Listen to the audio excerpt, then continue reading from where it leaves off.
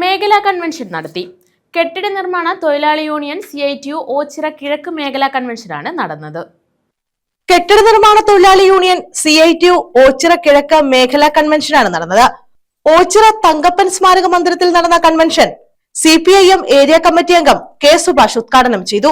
നിയമം പ്രഖ്യാപിച്ചതിന്റെ അടിസ്ഥാനത്തിൽ തൊഴിലാളികളുടെ ജോലി സമയത്തിന്റെ കൃത്യതയില്ലാത്ത ഒരു സമീപനവും തൊഴിലാളികൾക്ക് സംഘടിക്കുവാൻ അവരുടെ അവകാശങ്ങൾക്ക് വേണ്ടിയുള്ള സമരം ചെയ്യുവാനുള്ള അവകാശങ്ങൾ നിഷേധിക്കപ്പെട്ട അടിയന്തരാവസ്ഥയുടെ കാലഘട്ടത്തിലെ ജീവിതമാണ് നമ്മുടെ നാട്ടിലെ തൊഴിലാളിക്ക് ഇപ്പോൾ നിലവിലുള്ളത് എന്നുള്ളത് സൂചിപ്പിക്കുക.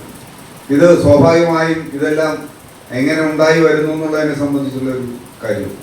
നമ്മുടെ ഇന്ത്യയുടെ ഏറ്റവും ആത്മനിർഭരമായി ഇന്ന് ലോകത്തുള്ളത് അമേരിക്കയാണ്. അമേരിക്കയുടെ പ്രധാനമന്ത്രി ട്രംപിന്റെ സഹായത്തിലും അദ്ദേഹത്തിന്റെ അഭിപ്രായത്തിലും കാര്യങ്ങൾ നീക്കുന്ന ആളാണ് ഇന്ത്യയുടെ പ്രധാനമന്ത്രി. ഇപ്പൊ നിലവിൽ നടക്കുന്ന അവസാനിക്കാത്ത മനുഷ്യകുരുതി അടക്കം വരുന്ന വലിയ യുദ്ധത്തിന്റെ അന്തരീക്ഷത്തിൽ ഇന്ത്യയുടെ പ്രധാനമന്ത്രി ഇസ്രയേൽ സന്ദർശിച്ചിരുന്നു. ആ ഇസ്രയേൽ യാത്രയ്ക്ക് ശേഷം വലിയ യുദ്ധം ആരംഭിക്കുന്നു.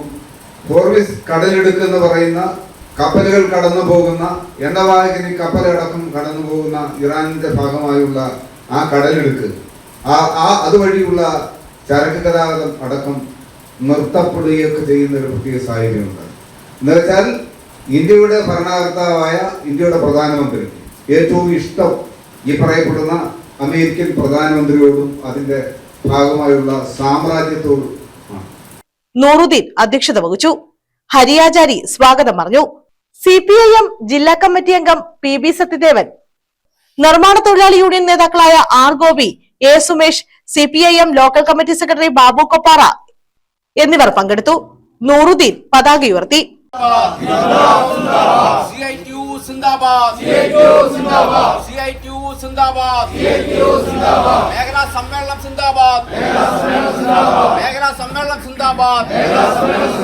രക്തസാക്ഷികൾ സിന്ദാബാദ്, രക്തപതാക സിന്ദാബാദ്, രക്തസാക്ഷികൾ സിന്ദാബാദ്.